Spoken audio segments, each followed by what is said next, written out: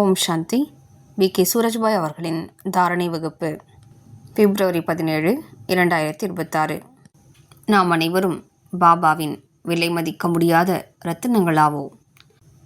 நாம் பிறரை அலங்கரிக்க வேண்டுமென்று பாபா நம்மை அனுதினமும் அலங்கரித்திருக்கின்றார். நாம் அனைவரது தடைகளையும் அழிக்க வேண்டுமென்று பாபா நமக்குள் சக்திகளை நிரப்பியிருக்கின்றார். நாம் பிறருடைய துக்கங்களை அழிக்க வேண்டும் என்பதற்காக நமக்கு பாபா அளவற்ற சுகங்களை வழங்கியிருக்கின்றார். இந்த காரியத்தை அனுதினமும் அமிர்த வேளையில் பாபா செய்கின்றார்.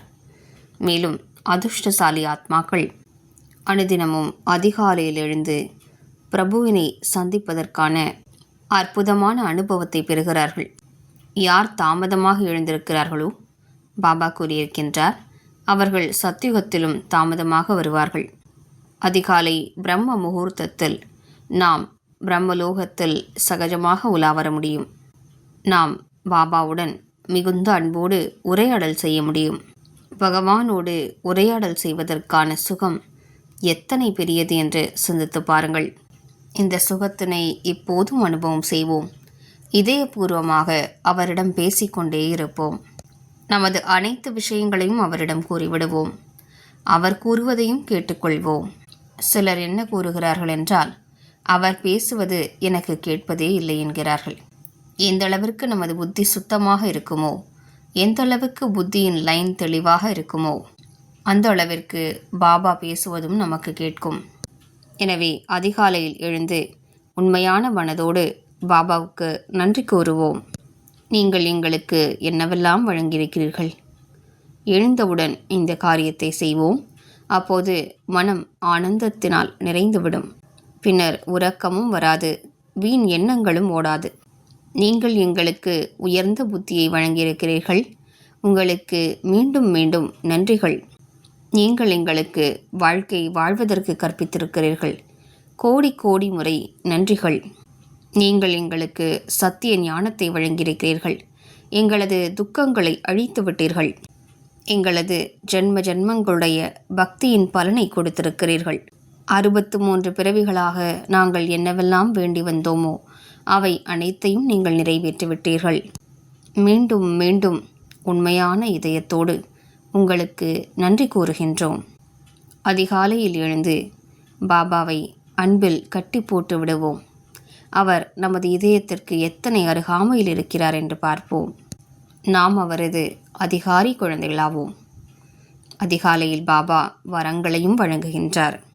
ஆனால் வரங்கள் யாரது புத்தியில் தாரணையாகின்றன? யார் நீண்ட காலம் ஆன்மீக பெருமிதத்தில் நிலைத்திருப்பார்களோ அவர்களது புத்தியில்தான் தங்குகின்றன. அதிகாலையில் பாபா நமது தவறுகளை கூட மன்னித்து விடுகின்றார். ஆனால் யாரது தவறுகளை மன்னிக்கிறார்? யார் அவரிடம் உண்மையாக இருக்கிறார்களோ, யார் மீண்டும் அந்த தவறுகளை ரிப்பீட் செய்வதில்லையோ அவர்களது தவறுகளை மன்னித்து விடுகின்றார். மேலும் யார் உயர்ந்த முயற்சி செய்ய வேண்டுமென்ற உற்சாகத்திலேயே இருப்பார்களோ அவர்களுக்கு வெற்றிமணி மாலையில் வருவதற்கான வரத்தையும் பாபா அதிகாலையில் வழங்கிவிடுகின்றார். எனவே நாம் நமது பையை திறந்து வைத்துக் கொள்வோம். மேலும் பாபாவிடம் அனைத்தையும் பெற்றுக்கொள்வோம். பின்னர் துள்ளி குதித்து பரந்தாமத்திற்கு சென்று அமர்ந்து விடுவோம். ஞான சூரியனின் கிரணங்களுக்கு கீழே அமர்ந்து விடுவோம். மேலும் அனுபவம் செய்வோம், அவரது அனைத்து சக்திகளும் எனக்குள் நிரம்பிக் கொண்டிருக்கின்றன. அப்போது நமது மன ஒருமுகப்பாடு மிக நன்றாக இருக்கும். பின்னர் 3 உலகங்களுக்கும் போவது மற்றும் வருவதை நன்றாக பயிற்சி செய்வோம். இதன் மூலமும் நமது மன ஒருமுகப்பாடு அதிகரிக்கின்றது. ஆத்மாவாகிய நான் இந்த உடலில் அவதரித்திருக்கின்றேன். பின்னர் சூக்ஷ்ம உலகிற்கு செல்வோம். பாபாவின் 1000 புஜங்கள் என் தலை மீது இருக்கின்றன என்று அனுபவம் செய்வோம். பாபா எனக்கு திருஷ்டி கொடுத்து கொண்டிருக்கின்றார். பாபாவின் திருஷ்டியை நன்றாக அனுபவம் செய்வோம். பாபாவிடம் திருஷ்டி பெற்று முழு உலகிற்கும் திருஷ்டி கொடுப்போம். பின்னர் பரந்தாமத்திற்கு சென்று அமர்ந்து விடுவோம். பின்னர் அங்கிருந்து நான் பௌதீக உலகில் பௌதீக உடலிற்குள் பிரவேசித்து விட்டேன். இந்த நல்ல பயிற்சியை அனுதினமும் நாம் அமிர்த வேளையில் செய்ய வேண்டும். நாம் அமிர்த வேளையில் பாபாவிடம் நமது உயர்ந்த அதிர்ஷ்டத்தின் ரேகையையும் வரைந்து கொள்வோம். இந்த காலம் மீண்டும் திரும்பி வராது. பின்னர் கூட நாம் உறங்கிக் கொள்ளலாம். நேரத்திற்கு உறங்கி விடுவதற்கும் 4 மணிக்கு முன்னதாக எழுந்து விடுவதற்குமான அழகான தினச்சரியத்தை உருவாக்கி கொள்வோம். இரவு உணவை 8 மணிக்கு முன்னதாக உண்டு விடுவோம். குறைவாக எடுத்துக்கொள்வோம். அதன் மூலம் அதிகாலை வேளையில் எந்த சுமையும் அனுபவமாகாது. எனவே அனுதினமும் அமிர்த வேளையினை ஆனந்தத்தில் கழிப்போம். மேலும் இன்று முழு நாளும் 3 உலகிலும் உலா வருவோம். ஓம் சாந்தி.